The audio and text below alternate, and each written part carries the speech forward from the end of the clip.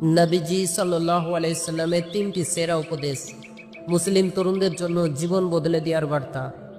আসসালামু আলাইকুম ওয়া রাহমাতুল্লাহ। বন্ধুরা, আমাদের নবী হযরত মুহাম্মদ সাল্লাল্লাহু আলাইহি সাল্লাম ছিলেন মানবতার শ্রেষ্ঠ আদর্শ। তিনি আমাদের এমন কিছু উপদেশ দিয়ে গেছেন যা যদি আমরা তরুণ বয়সেই মেনে চলি তাহলে জীবন বদলে যেতে বাধ্য।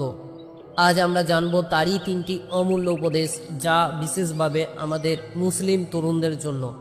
উপদেশ নাম্বার 1, নিয়ত ঠিক করা।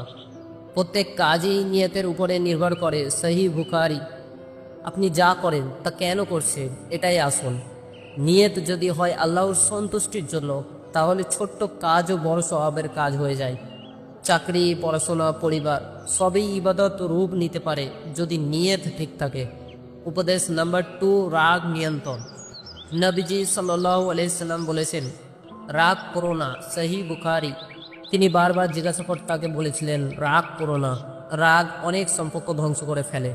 রাগের সময় চুপ থাকা, ওযু করা, স্থান পরিবর্তন করা, এই সবই তার সুন্নাহ।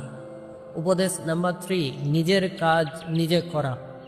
হযরত আয়েশা রাদিয়াল্লাহু আনহা বলেছিলেন, নবীজি সাল্লাল্লাহু আলাইহি সাল্লাম নিজেই তার কাপড় সেলাই করতেন, জুতা ঠিক করতেন। সহিহ বুখারী। তিনি কোনো কাজকেই ছোট মনে করতেন না। তরুণদের উচিত